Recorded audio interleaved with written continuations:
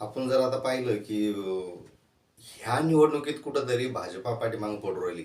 म्हणजेच काय काय काय ठिकाणी काही काही ठिकाणी अजूनही त्याचे उमेदवार नाहीये आणि जर आपण अजून विचार केला तर त्याच्या बैठकीत चालू आहे. आता नेमकं असं काय झालंय बाबा, इतकी मोठी ताकद जर भाजपाची असन तर आता ह्या वेळेस असं काय होतंय की त्यांना साधी यादीही जाहीर करता येत नाहीये.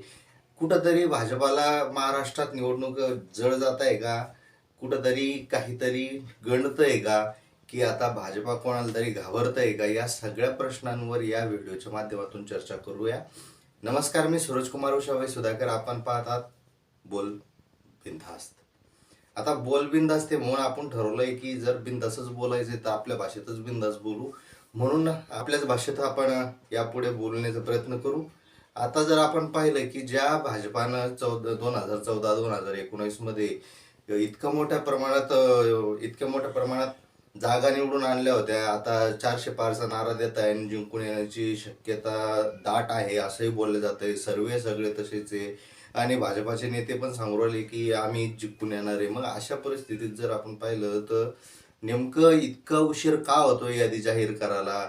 दुसऱ्याच्या पक्षातून नेते आपल्या पक्षात घेण्याचं काय कारण आहे, असंही सगळीकडे प्रश्न पडतोय, सगळ्याच्या मनात असा निर्माण होतोय.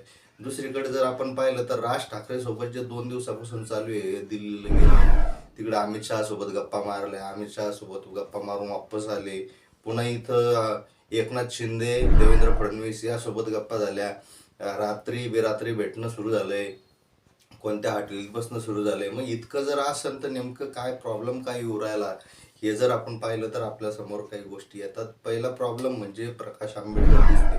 आता प्रकाश आंबेडकर कोण दिसते? तर प्रकाश आंबेडकरांनी मागच्या वेळेस जे काही स्वबळावर किंवा एम सोबत युती करून निवडणुका लढवल्या होत्या, तर त्याचा फायदा कुठंतरी भाजपाला झाला होता असं बोललं जातं. पण आता ह्यावेळेस जर म्हणलं की महाविकास आघाडी सोबत जाण्याचे त्याचे जास्त चान्सेस आहे. आता महाविकास आघाडी सोबत जर ते गेले तर आपल्याला पहा, एवढी गोष्ट ध्यानात ठेवावं लागेल की ते सोबत गेल्यावर जास्तीत जास्त ताकद वाढणार आहे आणि मतांची विभागणी होणार नाहीये.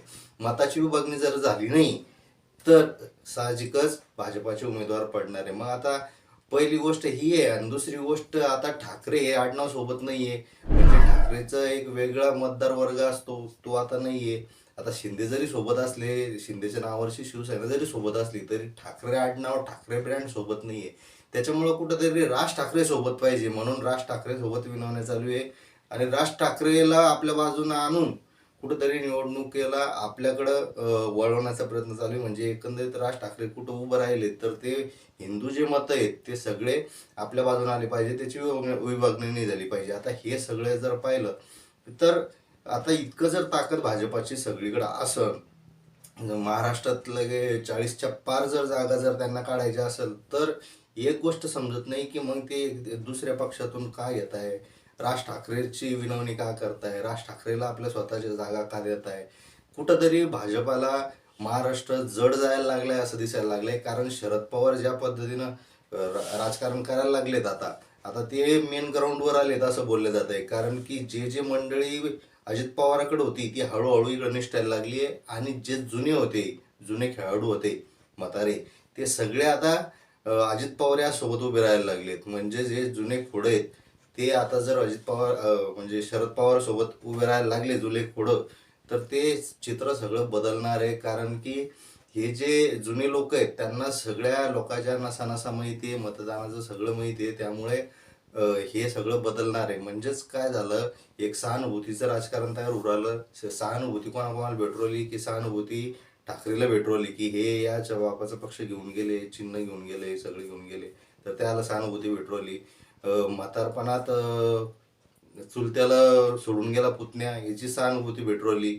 आणि इकडं प्रकाश आंबेडकर सोबत एक दुसरा एक मॉब आहे. दुसरी गोष्ट जर पाहिली तर राहुल गांधीनं ज्या पद्धतीनं आदिवासी समाज हे ते सगळ्या यात्रा काढून जे एकत्र केले, ते पाहिलं तर कुठंतरी महाविकास आघाडी जोर पकडती असं दिसतंय. त्याचीच भीती कुठंतरी भाजपाला आहे का, असाही प्रश्न निर्माण होतोय. आपल्याला काय वाटतं, भाजपा खरंच घाबरवलं का? कमेंटमध्ये नक्की सांगा.